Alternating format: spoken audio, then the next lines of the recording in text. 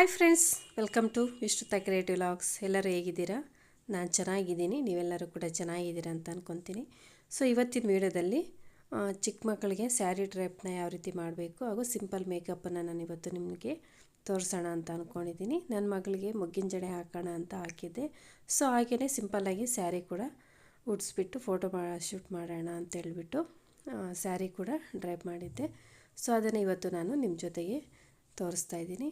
ಅದಕ್ಕೂ ಮೊದಲು ಯಾರಾದರೂ ನನ್ನ ಚಾನಲ್ನ ಹೊಸದಾಗಿ ನೋಡ್ತಾ ಇದ್ದರೆ ಪ್ಲೀಸ್ ಸಬ್ಸ್ಕ್ರೈಬ್ ಮಾಡ್ಕೊಂಡು ನೋಡಿ, ಹಾಗೂ ಪಕ್ಕದಲ್ಲಿರೋ ಬೆಲ್ಲೈಕಾನನ್ನು ಕೂಡ ಕ್ಲಿಕ್ ಮಾಡಿ.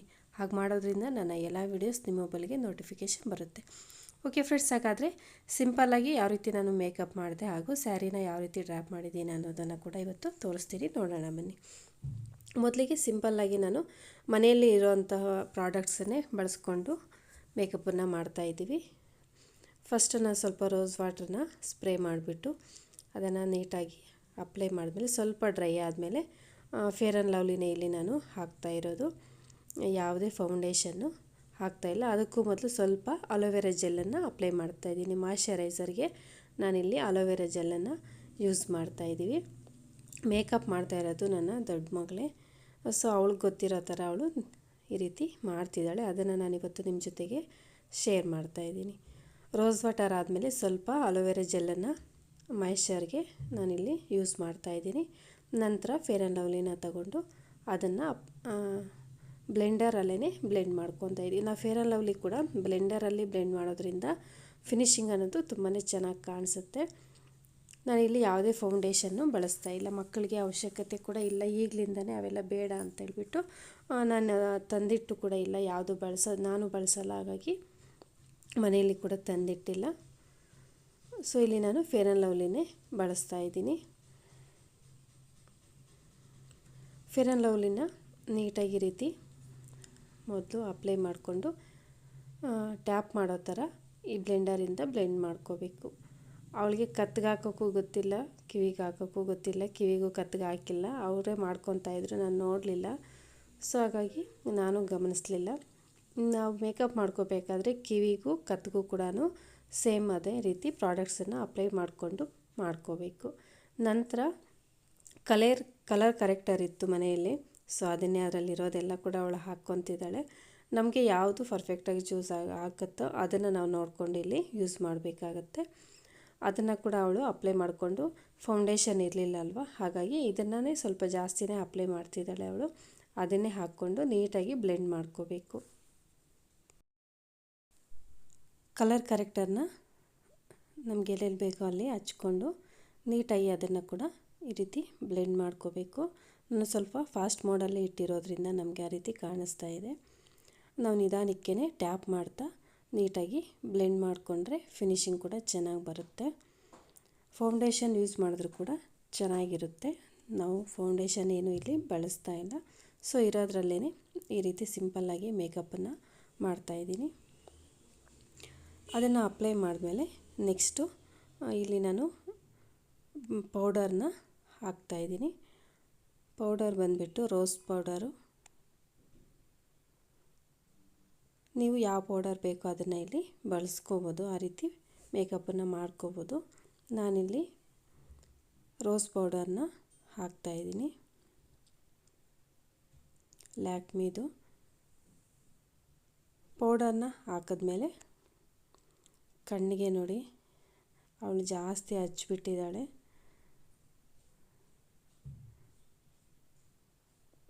ಅದು ಹಚ್ಚೋದಕ್ಕೆ ಅವಳಿಗೆ ಬಂದಿಲ್ಲ.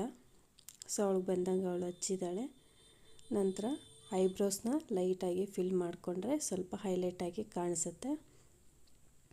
ಐ ಮೇಕಪ್ಪು ಮಕ್ಕಳಿಗೆ ಇನ್ನೂ ಅಷ್ಟು ನೀಟಾಗಿ ಬರೋದಿಲ್ಲ ಅಲ್ವಾ. ಸೊ ಅವ್ರಿಗೆ ಬಂದಾಗೆ ಅವಳು ಮಾಡಿದ್ದಾಳೆ. ಫೋಟೋನಲ್ಲಿ ಚೆನ್ನಾಗಿ ಕಾಣಿಸ್ತಿತ್ತು. ಐಬ್ರೋಸ್ನ ಲೈಟಾಗಿ ಸ್ವಲ್ಪ ಹೈಲೈಟ್ ಮಾಡಿದ್ರೆ ನೀಟಾಗಿ ಫೇಸ್ ಅನ್ನೋದು ಚೆನ್ನಾಗಿ ಕಾಣಿಸುತ್ತೆ. ಹಾಗಾಗಿ ಲೈಟಾಗಿ ಈ ರೀತಿ ಐಬ್ರೋಸ್ಗೆ ಸ್ವಲ್ಪ ಅಪ್ಲೈ ಮಾಡ್ತಿದ್ದಾಳೆ. ನಂತರ ಕಣ್ಣಿಗೂ ಕೂಡ ಲೈಟಾಗಿ ಕಾಟಿಗೆನ ಹಚ್ತಿದ್ದಾಳೆ. ಲ್ಯಾಕ್ಮಿದು ಇತ್ತು, ಅದು ತುಂಬ ಲೈಟಾಗಿ ಕಾಣಿಸ್ತಾ ಇತ್ತು, ಡಾರ್ಕಾಗಿ ಕಾಣಿಸ್ತಾ ಇರಲಿಲ್ಲ. ಹಾಗಾಗಿ ಇಲ್ಲಿ ಕಾಟಿಗೆ ಬರುತ್ತಲ್ವ ಅದನ್ನೇ ಹಚ್ಚುತ್ತಿದ್ದಾಳೆ, ಅದಾದರೆ ಡಾರ್ಕಾಗಿ ಕಾಣಿಸುತ್ತೆ ಅಂತ. ನಂತರ ಐಲೈನರಿಂದ ಮೇಲೆಗಡೆ ಈ ರೀತಿ ಅಪ್ಲೈ ಮಾಡ್ತಿದ್ದಾಳೆ.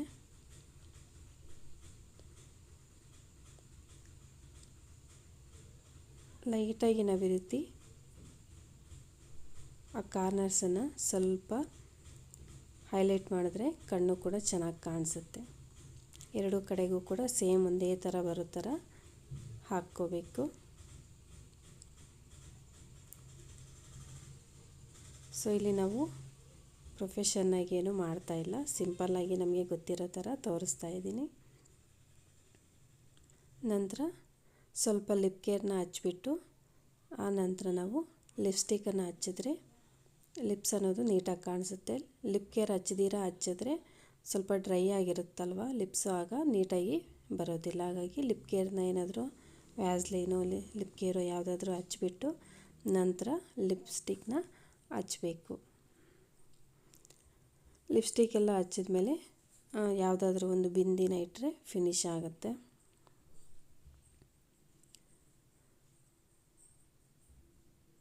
ಸೊ ಮೇಕಪ್ಪು ನಮಗೆ ಗೊತ್ತಿರೋ ಥರ ಈ ರೀತಿ ಕಂಪ್ಲೀಟ್ ಮಾಡಿದ್ವಿ. ನಂತರ ಸ್ಯಾರಿನ ನಾನು ಮೊದಲೇ ಪ್ಲೇಟ್ಸ್ ಇಟ್ಕೊಂಡಿದ್ದೆ. ಅವಳ ಅಳತೆಗೆ ನೋಡಿಕೊಂಡು ಮುಂದ್ಗಡೆ ಸೆರ್ಗು ಹಾಕೋ ಥರ ಅಳತೆ ಇಟ್ಕೊಂಡು ನಾನು ಪ್ಲೇಟ್ಸನ್ನು ಇಟ್ಕೊಂಡು ಐರನ್ ಮಾಡ್ಕೊಂಡಿದ್ದೆ. ಐರನ್ ಮಾಡೋದ್ರಿಂದ ನಮಗೆ ನೀಟಾಗಿ ಕೂರುತ್ತೆ, ಹಾಗಾಗಿ ಫಸ್ಟೇ ಐರನ್ ಮಾಡ್ಕೊಂಡಿದ್ದೀನಿ. ಬ್ಲೌಸು ಇಲ್ಲಿ ನಾನು ಅವಳಿಗೆ ಸ್ಯಾರಿ ಲಂಗ ಬ್ಲೌಸ್ ಬರುತ್ತಲ್ಲ ಅದನ್ನೇ ಇಲ್ಲಿ ಬಳಸ್ತಾ ಇದ್ದೀನಿ. ಉದ್ದ ಸ್ವಲ್ಪ ಜಾಸ್ತಿ ಇರೋದ್ರಿಂದ ಮೇಲ್ಗಡೆ ಒಂದು ಸ್ವಲ್ಪ ಈ ರೀತಿ ಫೋಲ್ಡ್ ಮಾಡಿಕೊಂಡು ಮೊದಲಿಗೆ ಸುತ್ತಲೂ ಕೂಡ ಈ ರೀತಿ ಚಿಕ್ಸ್ಕೊಬಂದುಬಿಡಬೇಕು ಕಟ್ ಸರ್ಗನ್ನು. ನಂತರ ನಾನು ಫಸ್ಟೇ ಪ್ಲೇಟ್ಸ್ ಇಟ್ಟಿದ್ದೆ ಅಲ್ವಾ, ಹಾಗಾಗಿ ತುಂಬಾ ಈಸಿಯಾಗಿ ನಾವು ಈ ರೀತಿ ಉಡಿಸ್ಬಿಡ್ಬೋದು.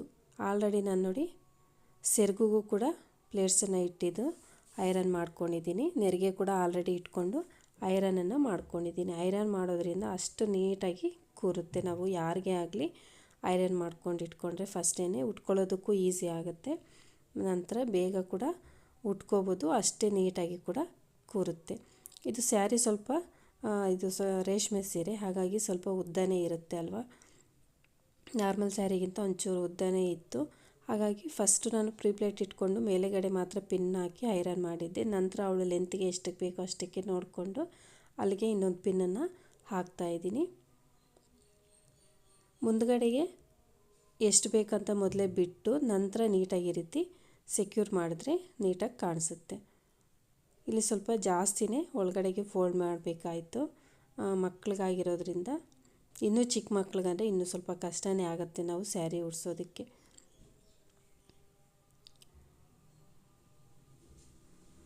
ನೀಟಾಗಿ ಅದನ್ನು ನೆರಿಗೆನೆಲ್ಲ ಸೆಕ್ಯೂರ್ ಮಾಡಿಕೊಂಡು ನಂತರ ನಾವು ಸೆರಗು ಮುಂದ್ಗಡೆಗೆ ಹಾಕ್ತಾ ಇದ್ನಲ್ಲ ಅದನ್ನು ಕೂಡ ನೀಟಾಗಿ ಜೋಡಿಸ್ಕೊಂಡು ಹಿಂದ್ಗಡೆಯಿಂದ ನಾವು ಪಲ್ಲುನ ನೀಟಾಗಿ ಐರನ್ ಮಾಡ್ಕೊಂಡಿದ್ದೆ ಅಂತ ಹೇಳಿದೆ ಅಲ್ವಾ ಫಸ್ಟೇ, ಹಾಗಾಗಿ ಈಸಿಯಾಗಿ ಈ ರೀತಿ ಉಡಿಸ್ಕೋಬೋದು. ಫಸ್ಟೇ ನಾವು ಅಳತೆ ನೋಡ್ಕೋಬೇಕು ಎಷ್ಟಿಗೆ ಬೇಕು ಅನ್ನೋದನ್ನು. ಆಗ ನೋಡಿಕೊಂಡು ನಾವು ಐರನ್ ಮಾಡ್ಕೊಬಿಟ್ರೆ ನೋಡಿ ಈ ರೀತಿ ಈಸಿಯಾಗಿ ಒಂದು 2-3 ಮಿನಿಟ್ಸಲ್ಲಿ ಸ್ಯಾರಿನ ಉಡಿಸ್ಬಿಡ್ಬೋದು. ಹಿಂದ್ಗಡೆ ಕೂಡ ಆ ನೆರಿಗೆ ಎಲ್ಲ ಕೂಡ ಐರನ್ ಮಾಡಿದ್ದೆ, ಹಾಗಾಗಿ ನೀಟಾಗಿ ಕೂರ್ತಾ ಇತ್ತು. ನಂತರ ನಾನಿಲ್ಲಿ ಪಿನ್ನನ್ನು ಹಾಕ್ಕೊತಾ ಇದ್ದೀನಿ. ಹಾಕ್ಕೊಂಡು ಮುಂದ್ಗಡೆ ಕೂಡ ನೀಟಾಗಿ ಸೆಟ್ ಮಾಡಿಕೊಂಡು ಪಿನ್ನನ್ನು ಹಾಕ್ಕೋಬೇಕು. ಒಂದು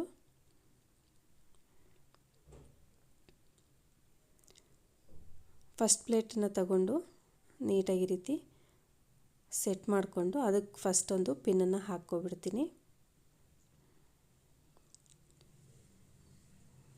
ಈ ಬಾರ್ಡರ್ ಸ್ಯಾರೀಸ್ಗೆ ನಾವು ಐರನ್ ಮಾಡಿದ್ರೇ ನೀಟಾಗಿ ಕೂರೋದು, ಇಲ್ಲ ಅಂತಂದರೆ ಅವು ನೀಟಾಗಿ ಇರೋದಿಲ್ಲ. ಇದನ್ನು ಕೂಡ ಈ ರೀತಿ ಅಗಲ ಮಾಡಿಬಿಟ್ಟು ನಾವು ಐರನನ್ನು ಮಾಡಿದ್ದೆ, ಹಾಗಾಗಿ ನೀಟಾಗಿ ಅದು ಬರ್ತಾಯಿತ್ತು. ನಾವು ಎಷ್ಟು ಬೇಕು ಅಂತ ಅಗಲ ನೋಡಿಕೊಂಡು ಅಷ್ಟು ಅಗಲಕ್ಕೆ ಈ ರೀತಿ ಜೋಡಿಸ್ಕೊಂಡು ಐರನನ್ನು ಮಾಡ್ಕೋಬೇಕು. ಹಾಗೆ ಮಾಡ್ಕೊಳ್ಳೋದ್ರಿಂದ ಮಕ್ಕಳಿಗೆ ಈ ರೀತಿ ಉಡಿಸ್ಕೊಳ್ಳೋದಕ್ಕೆ ಈಸಿ ಆಗುತ್ತೆ. ಮುಂದೆ ಸೆರಗಿಗೆ ಅಂತೇಳ್ಬಿಟ್ಟು ನಾನು ಫಸ್ಟೇ ಅದನ್ನು ಸೆಟ್ ಮಾಡಿಕೊಂಡು ಐರನನ್ನು ಮಾಡಿದ್ದೆ. ನಾವು ಹಿಂದ್ಗಡೆ ಸೆರಗು ಹಾಕಿದಾಗ ಸ್ವಲ್ಪ ಉದ್ದ ಕೂಡ ಬಿಡ್ತೀವಿ, ಮತ್ತು ಈ ಸೆರಗನ್ನು ಅಗಲ ಮಾಡೋದಿಲ್ಲ. ಮುಂದ್ಗಡೆ ಪಾರ್ಟ್ ಬರುತ್ತಲ್ವ ಅದನ್ನು ಮಾತ್ರ ಅಗಲಕ್ಕೆ ಇಟ್ಕೊಂಡು ಐರನ್ ಮಾಡ್ತೀವಲ್ವ, ಇದಕ್ಕೆ ಮುಂದ್ಗಡೆ ಸೆರಗು ಬರೋದ್ರಿಂದ ಮುಂದೆಗೆ ಬರೋ ಥರ ಈ ರೀತಿ ಅಗಲಕ್ಕೆ ಇಟ್ಕೊಂಡು ಐರನನ್ನು ಮಾಡ್ಕೋಬೇಕಾಗತ್ತೆ. ನಾನು ಐರನ್ ಮಾಡೋದು ವಿಡಿಯೋ ತೆಗಿಲಿಲ್ಲ. ನಿಮ್ಗೆ ಯಾರಿಗಾದ್ರೂ ಬೇಕು ಅಂತಂದರೆ ಕಮೆಂಟಲ್ಲಿ ತಿಳಿಸಿ, ನಾನು ಯಾವ ರೀತಿ ಮುಂದೆ ಸೆರಗಿಗೆ ಐರನನ್ನು ಮಾಡ್ಕೋಬೇಕು ಅನ್ನೋದನ್ನು ಬೇಕಾದರೆ ತೋರಿಸ್ತೀನಿ. ನೀಟಾಗಿ ಈ ರೀತಿ ಸೆಟ್ ಮಾಡಿಕೊಂಡು ನಾನು ಡಾಬನ್ನು ಹಾಕಿದ್ದೀನಿ. ಫಸ್ಟೇ ಬೇಕಾದ್ರೆ ನಾವು ಒಂದು ದಾರ ಕಟ್ಬಿಟ್ಟು ಸೆಟ್ ಮಾಡಿಕೊಂಡು ನಂತರ ಅದ್ರ ಮೇಲೆ ಡಾಬ್ ಬೇಕಾದರೆ ಹಾಕ್ಕೋಬೋದು. ನಾನು ಫಸ್ಟೇ ಡಾಬನ್ನು ಹಾಕ್ಬಿಟ್ಟು ನಂತರ ಈ ರೀತಿ ಸೆರಗನ್ನು ಸೆಟ್ ಮಾಡ್ತಾಯಿದ್ದೀನಿ. ನಂತರ ನಾವು ಯಾವ ಜ್ಯುವೆಲರಿ ಬೇಕೋ ಅದನ್ನು ಹಾಕ್ಕೋಬೋದು. ನನ್ನ ಹತ್ರ ಇರೋದನ್ನೇ ಹಾಕಿಬಿಟ್ಟು ಸಿಂಪಲ್ಲಾಗಿ ಫೋಟೋಶೂಟ್ ಮನೆಯಲ್ಲೇ ಮಾಡ್ತಾಯಿರೋದು. ಮಳೆ ಬೆಳಿಗ್ಗೆಯಿಂದ ಕೂಡ ಜೋರಾಗಿ ಸುರಿತಾನೇ ಇದೆ. ಆಚೆ ಹೋಗೋಕ್ಕಾಗ್ತಾಯಿಲ್ಲ, ಇನ್ನು ಸ್ಟುಡಿಯೋಗೂ ಕೂಡ ಹೋಗೋಕ್ಕಾಗೋದಿಲ್ಲ. ಸೊ ಹಾಗಾಗಿ ಮನೆಯಲ್ಲೇ ನಾನು ನನ್ನ ಮೊಬೈಲಲ್ಲೇ ಸಿಂಪಲ್ಲಾಗಿ ಫೋಟೋಶೂಟ್ ಮಾಡೋಣ ಅಂತೇಳ್ಬಿಟ್ಟು ಫಸ್ಟೇ ನಾನು ಅಂದ್ಕೊಂಡಿದ್ದೆ ಜಡೆ ಹಾಕಬೇಕು ಅಂತ. ಮುಗ್ಗಿನ ಜಡೆ ಅವಳು ತುಂಬ ದಿನದಿಂದ ಕೇಳ್ತಾಯಿದ್ಲು. ಸೊ ಜಡೆ ಜೊತೆಗೆ ಹಾಗೇ ಸೀರೆ ಉಡ್ಸೋಣ ಅಂತೇಳ್ಬಿಟ್ಟು ಉಡಿಸ್ತಾ ಇದ್ದೆ ಅಷ್ಟೇ. ಸೊ ನಂತರ ಸಿಂಪಲ್ಲಾಗಿ ಈ ರೀತಿ ಒಂದು ನೆಕ್ ಸೆಟ್ಟು, ಒಂದು ಹಾರ ಥರ, ಇದು ಕೂಡ ಸ್ವಲ್ಪ ಮೇಲೆಗೆ ಬರುತ್ತೆ. ಅದಕ್ಕೆ ನಾನು ದಾರನ ಹಾಕ್ಕೊಂಡು ಬರುತ್ತಲ್ವ ಸರಗಳಿಗೆಲ್ಲ ಹಾಕೋದಕ್ಕೆ ಹಿಂದ್ಗಡೆ ಟ್ಯಾಗ್ ಥರ, ಅದನ್ನು ಹಾಕಿ ಒಂದು ಸ್ವಲ್ಪ ಕೆಳಗಡೆಗೆ ಬರೋ ಥರ ಅದನ್ನು ಹಾಕ್ಕೊಂಡಿದ್ದೀನಿ. ನಂತರ ಅದರ ಸೆಟ್ಟದು ಇಯರಿಂಗ್ಸು ಕೂಡ ಚೆನ್ನಾಗಿತ್ತು, ಅದನ್ನೇ ಹಾಕ್ತಾಯಿದ್ದೀನಿ. ಇದನ್ನು ನಾನು ಮೀಶೋನಲ್ಲಿ ತಗೊಂಡಿದ್ದೆ. ಸುಮಾರು ಒಂದು 5 ವರ್ಷ ಮೇಲೆ ಆಯಿತು ತಗೊಂಡು. ತುಂಬಾ ಚೆನ್ನಾಗಿದೆ, ಒಂದು ಚೂರು ಕೂಡ ಕಲರ್ ಹೋಗಿಲ್ಲ. ಮಣಿಗಳು ಕೂಡ ಬಿಸಿನೀರಲ್ಲಿ ಹಾಕಿದ್ರೂ ಕಲರ್ ಹೋಗೋದಿಲ್ಲ, ಅಷ್ಟು ಚೆನ್ನಾಗಿದೆ. ಮೇ ಬಿ ಒಂದು 700 ಏನೋ ಕೊಟ್ಟಿದ್ದೆ. ಅವಾಗ ಸ್ವಲ್ಪ ಜಾಸ್ತಿನೇ ಇತ್ತು ರೇಟು ಸ್ಟಾರ್ಟಿಂಗಲ್ಲಿ, ಬಟ್ ಕೊಟ್ಟಿದ್ದಕ್ಕೂ ಕೂಡ ತುಂಬಾ ಚೆನ್ನಾಗಿದೆ, ಒಂದು ಚೂರು ಕಲರ್ ಹೋಗಿಲ್ಲ. 5 ಇಯರ್ಸ್ ಆಯಿತು ಅಂತ ಹೇಳಿದೆ ಅಲ್ವ, ಇನ್ನೂ ಜಾಸ್ತಿನೇ ಆಗಿರುತ್ತೆ. ಕೊರೋನಾಗೂ ಮೊದಲು ತಗೊಂಡಿದ್ದು ನಾನು. ಅಷ್ಟು ಚೆನ್ನಾಗಿದೆ ಅದು ಚೈನು, ಮೀಶೋನಲ್ಲಿ ತುಂಬಾ ಚೆನ್ನಾಗಿದೆ. ನಂತರ ಒಂದು ಪಾಪಡಿ ಬಿಲ್ಲನ್ನು ಹಾಕ್ತಾಯಿದ್ದೀನಿ, ಬೈತಲೆ ಬಟ್ಟು. ಸೊ ಈಗ ಅವಳ ಮೇಕಪ್ ಅನ್ನೋದು ರೆಡಿಯಾಗಿದೆ. ಈ ಫೋಟೋಶೂಟ್ ಮಾಡೋಣ ಅಂತೇಳ್ಬಿಟ್ಟು ಫೋಟೋಸ್ ತೆಗಿಯೋಕ್ಕೆ ತಲೆ ಬಾಚಬೇಕಾದ್ರೆ ಸ್ವಲ್ಪ ಪಾಪಡಿ ಅನ್ನೋದು ಅವಳಿಗೆ ಬೈತಲೆ ಸ್ವಲ್ಪ ಸೈಡಿಗೆ ಬಂದುಬಿಟ್ಟಿತ್ತು. ಸೊ ಓಕೆ ಫ್ರೆಂಡ್ಸ್, ಇವತ್ತಿನ ಈ ವಿಡಿಯೋದಲ್ಲಿ ನಾನು ಸೀರೆನ ಯಾವ ರೀತಿ ಉಡಿಸೋದು ಮತ್ತು ಮೇಕಪ್ಪನ್ನು ತೋರಿಸಿದ್ದೀನಿ. ಈ ವಿಡಿಯೋ ನಿಮ್ಗೆ ಇಷ್ಟ ಆಗಿದೆ ಅನ್ಕೊತೀನಿ. ಇಷ್ಟ ಆಗಿದ್ದರೆ ಒಂದು ಲೈಕ್ನ ಮಾಡಿ, ಹೊಸದಾಗಿ ನೋಡ್ತಾ ಇರೋರು ಸಬ್ಸ್ಕ್ರೈಬ್ ಮಾಡ್ಕೊಂಡು ನೋಡಿ. ನೆಕ್ಸ್ಟ್ ವಿಡಿಯೋದಲ್ಲಿ ಜಡೆನ ಯಾವ ರೀತಿ ಹೊಲಿಯೋದು ಅಂತ ತೋರಿಸ್ತೀನಿ.